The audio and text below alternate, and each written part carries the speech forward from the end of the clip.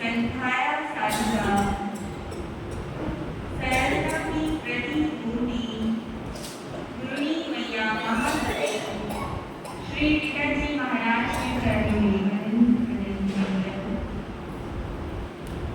विराजित महासतिया जी महाराज एवं अग्निलाल गुरु महरों के चरणों में वंदन उपस्थित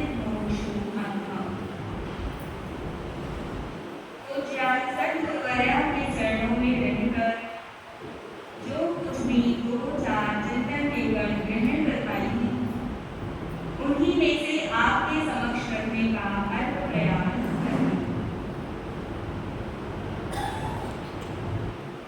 वीतराग परमात्मा तीर्थंकर भगवंतों की वीतराग प्रभु की वाणी के आधार पर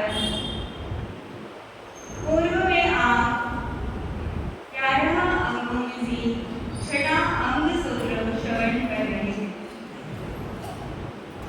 जिस सूत्र का नाम है श्रीमद् व्यास धर्म प्रथाम सूत्र।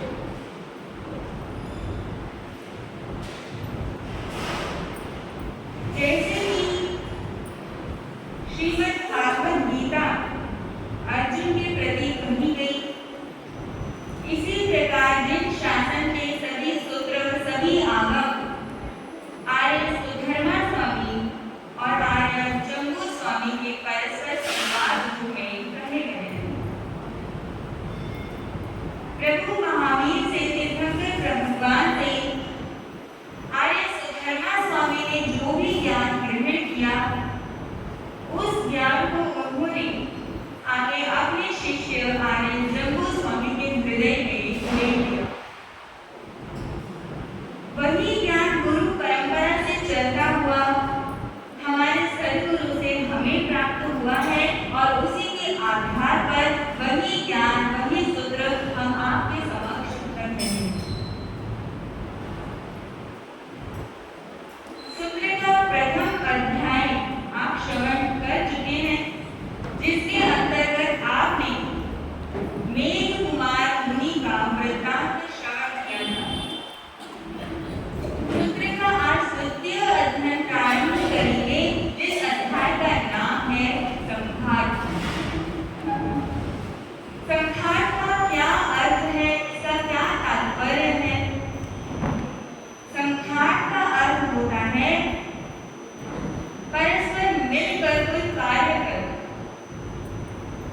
और उस कार्य को करते हुए भी बिना इच्छा के वो कार्य करते रहने पर भी अपने जो आत्मा है उस आत्मा के स्वभाव में स्वयं को स्थित रखना। वही प्राचीन राजगृह नगरी थी। जैन और बौद्ध ग्रंथों में इस राजगृह नगरी का बहुत ही महत्व माना गया। अपने समय में ये राजगृह नगर जैन धर्म के प्रचार और प्रसार का मुख्य केंद्र बनी हुई। अनेकों बार महात्मा बुद्ध का भी इस नगर में पदार्पण हुआ और तीर्थंकर प्रभु महावीर अपने अहिंसा धर्म का प्रचार और प्रसार करने के लिए यहाँ विचरण करने आया करते। धर्म के प्रचार के लिए भी शक्ति की बल की अपेक्षा होती है। कुछ काम महात्मा करते हैं, ऋषि करते हैं और कुछ काम कुछ बड़े व्यक्ति करते हैं। जैसे कि राजा अशोक के सहयोग से ही बौद्ध धर्म विदेशों की धरती पर पहुंच पाया है। महात्माओं ने तो उपदेश दिया लेकिन उसके प्रचार के लिए राजाओं ने बहुत बड़ा योगदान दिया। किसी भी कार्य के पीछे जब किसी महत्वपूर्ण शक्ति का किसी बड़ी ताकत का जब सहयोग होता है तो वह वस्तु उतनी ही प्रचारित और प्रसारित हो जाती है। राजा कौणिक प्रभु महावीर का अनन्य भक्त था।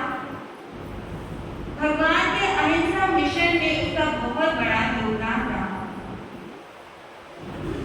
तीर्थंकर परमात्मा उस राजगृह नगर में बार-बार पधारते थे। क्यों? क्योंकि वे वीतराग हैं, सर्वज्ञ हैं, केवल ज्ञानी, केवल दर्शी हैं। और जो वीतराग परमात्मा होते हैं वो अपने ज्ञान में जानते हैं कि किस क्षेत्र में, किस स्थान पर ऐसे कौन से भव्य जीव हैं, ज्यादा मुमुक्षु जीव कहाँ पर है, कौन सा जीव अपने कल्याण करने वाले हैं, उसी स्थान पर, उन्हीं क्षेत्रों में भगवान बार बार जाते हैं। इस राजमहल नगर में भगवान बार बार पधारते थे। यहाँ पर राजा को भगवान का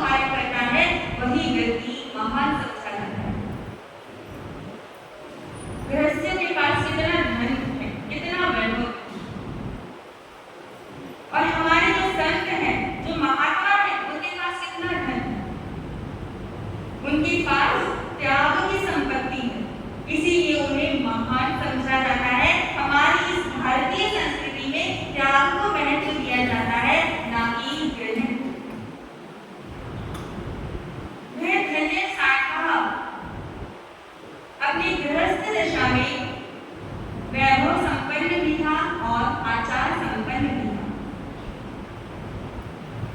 भद्रा सेठानी बहुत भद्री थी, सरल थी। उनके घर में किसी प्रकार का कोई अभाव नहीं था, ना धन की कोई कमी, ना पद प्रतिष्ठा की कोई कमी थी। धन्य सेठ और भद्रा सेठानी को नगर में भी एक प्रतिष्ठित स्थान प्राप्त था, लेकिन सब कुछ होते हुए भी उनके घर में एक वस्तु का अभाव था। वे दोनों दंपति संतानहीन थे। उनके घर में कोई पुत्र अथवा पुत्री नहीं। जब जीव के पास सभी कुछ होता है तो प्रकृति उसके जीवन में कोई ना कोई कमी छोड़ देती है। वो इसलिए ताकि उसे उस परम शक्ति का ध्यान आता रहे, उस परमात्मा का विचार करता रहे, उस परमात्मा का ध्यान करता रहे, उस कमी को पूरा करने के लिए। क्योंकि जब हमारे जीवन में चारों ओर से सुख ही सुख होते हैं तो हमें भगवान की याद नहीं आती, हमें परमात्मा का स्मरण याद नहीं रहता है। और जब कोई छोटा मोटा दुख आ जाता है तो हमें तुरंत भगवान याद आता है। दुख होना हमारे जीवन में एक वरदान स्वरूप है। सुखी सुख रहेंगे तो हम संसार में आसक्त हो जाएंगे। इसलिए दुख आने पर घबराने की बजाय अपने आप को सौभाग्यशाली मानना कि भगवान ने हम पर कृपा करके हमें कोई दुख भी दिया है ताकि हम इसका स्मरण बना रहे। सुख के माथे सिर पड़े, नाम हृदय से जाए, बलिहारी उस दुख के जो पल पल नाम रटाए।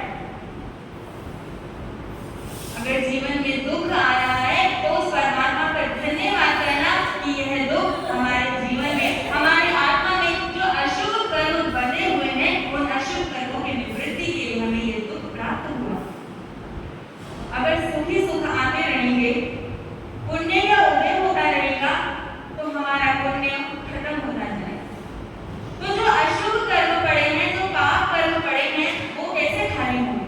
वो जब दुख आएंगे, अशुभ कर्म का उदय आएगा, पाप कर्म जब उदय में आएंगे तभी तो दोषा बाहर निकलेगा। हम चाहते हैं कि हमारे जीवन में दुख आए ही ना। अगर हम दुखों को अपने जीवन में नहीं चाहते तो इसका यह अर्थ है कि हम अपने अंदर उस कूड़े और कचरे को जमा रखना चाहते हैं। सुख और दुख हमारे ही कृत कर्म के फल होते हैं।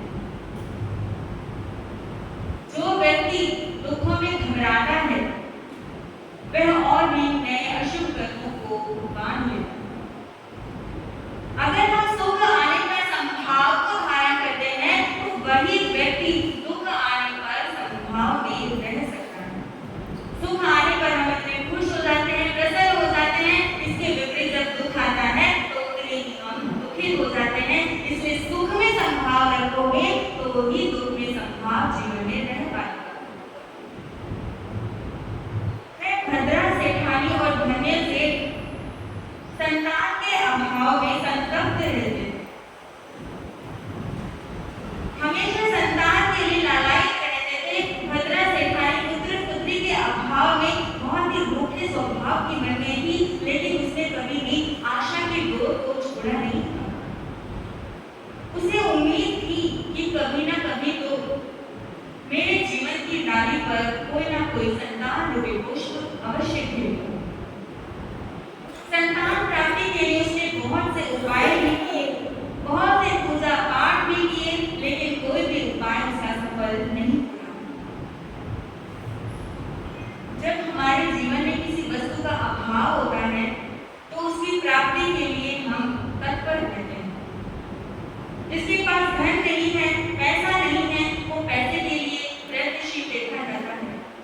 जिसके पास मान सम्मान नहीं है, पद प्रतिष्ठा नहीं है, वो उसके लिए सचेष्ट रहता है। जिसके जीवन में संतान नहीं है वो उसकी प्राप्ति के लिए प्रयत्नशील रहता है। लेकिन हम यह विचार नहीं करते कि जो वस्तु हम चाहते हैं क्या उसकी प्राप्ति से हमारे जीवन में सुख होगा, उसको प्राप्त कर लेने से हमारे जीवन में शांति होगी